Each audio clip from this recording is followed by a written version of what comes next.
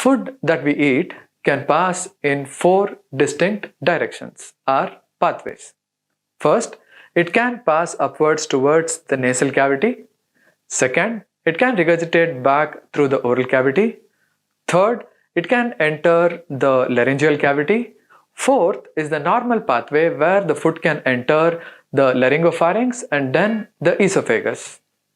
What ensures that the food passes only to the laryngopharynx and esophagus but not three in other directions?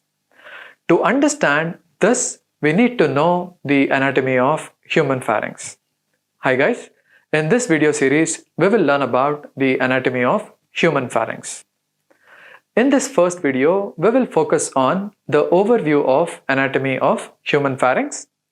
The specific learning objectives of this session are: at the end of completing this session, you should be able to identify the important structures that are seen in the head and neck region, the sagittal section of head and neck region. Second, you should be able to define pharynx, demonstrate the situation and extent of pharynx, demonstrate the subdivisions of pharynx, identify the external relations of pharynx. With these objectives, let's begin the discussion of the human pharynx.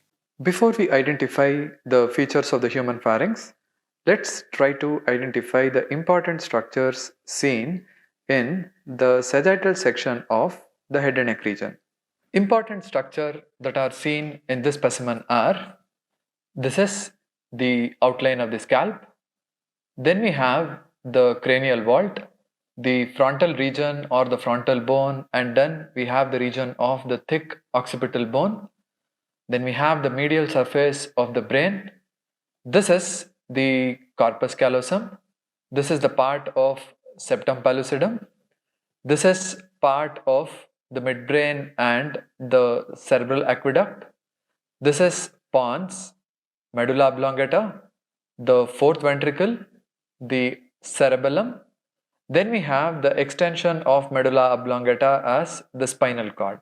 Then we have the basilar part of occipital bone, the arch of atlas, the odontoid process of the axis. Then we have the third cervical vertebra, the intervertebral disc, fourth cervical vertebra, and then the fifth cervical vertebra. As we move further, this is the sphenoidal air sinus, which is situated in the body of the sphenoid. The middle turbinate and the inferior turbinate or the concha present in the lateral wall of the nose. Then this is the region of nasopharynx, as we will learn. This is the frontal air sinus. This is the outline of the external nose, the hard palate. Then we have the soft palate. Then we have the cut section of the tongue, the epiglottis, the palatine tonsil situated in the tonsillar fossa, then the section of mandible. These are some of the important structures that we need to identify before we learn about the pharynx. So how do we define pharynx? Pharynx forms the cephalic part of gastrointestinal tract and it is a musculomembranous tube. You might wonder, where is the muscle and where is the tubular structure? Remember, the muscles of the pharynx can be seen only from the outer aspect. What we see here is the interior of pharynx, and that is why we cannot identify the muscles. What we can identify is the mucous membrane which lines the pharynx. Where exactly the pharynx is situated? The pharynx extends from base of the skull to the level of 6 cervical vertebra. Of course, in this specimen, we are seeing only the 5th cervical vertebra, but pharynx extends from base of the skull to the 6th cervical vertebra, where it continues as the esophagus. Situation: the pharynx is situated behind three important cavities: the nasal cavity, oral cavity, and the laryngeal cavity. So this is regarding the extent, situation of the human pharynx. What are the subdivisions of pharynx? The human pharynx is divided into three distinct regions. Remember, when we talk of subdivisions of the pharynx, it represents the interior of the pharynx.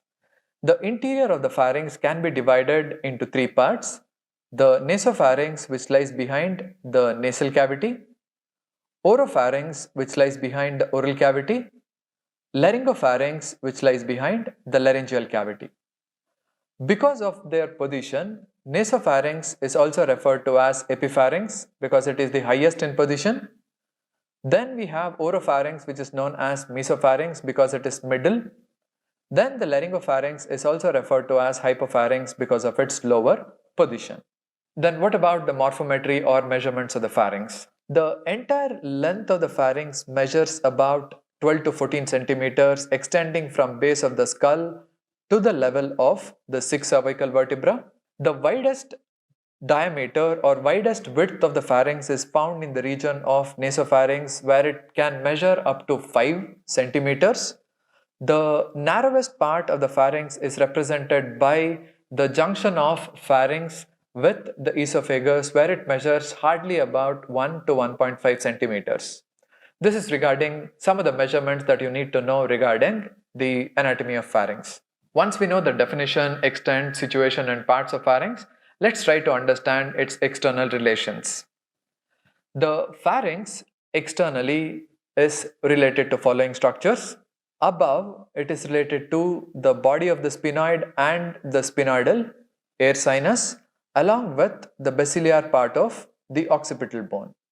Posteriorly, it is related to the retropharyngeal space, the prevertebral fascia, then the vertebral bodies of upper 6 cervical vertebra, along with paravertebral muscles. Anteriorly, as we can see, the nasopharynx communicates with the nasal cavity through the posterior nasal apertures or the choana. The oropharynx communicates freely with the oral cavity through the pharyngeal isthmus. The laryngopharynx communicates with the laryngeal cavity through the laryngeal inlet. This is regarding the external relations of the pharynx. The 6 cervical vertebra is an important anatomical landmark similar to the sternal angle that we have already learnt. Why? Because at the level of the 6 cervical vertebra, as we just learnt, the pharynx continues as esophagus. This is the level where the larynx continues as trachea. This is the level where we have the widest enlargement of the cervical part of spinal cord. This is the level where we have the loop of ansa cervicalis. This is the location of the superior parathyroid glands, and this is also the location where you can compress the carotid artery against the carotid tubercle. These are some of the important anatomical events that occur at the level of the 6 cervical vertebra. To quickly summarize what we have learnt over the last few minutes, we identified the important structures that can be seen in the sagittal section of head and neck. Pharynx we defined as a musculomembranous tube that extends from base of the skull to the level of 6 cervical vertebra. Pharynx can be broadly grouped into nasopharynx, oropharynx and laryngopharynx, also referred to as epipharynx, mesopharynx and hypopharynx based on their location.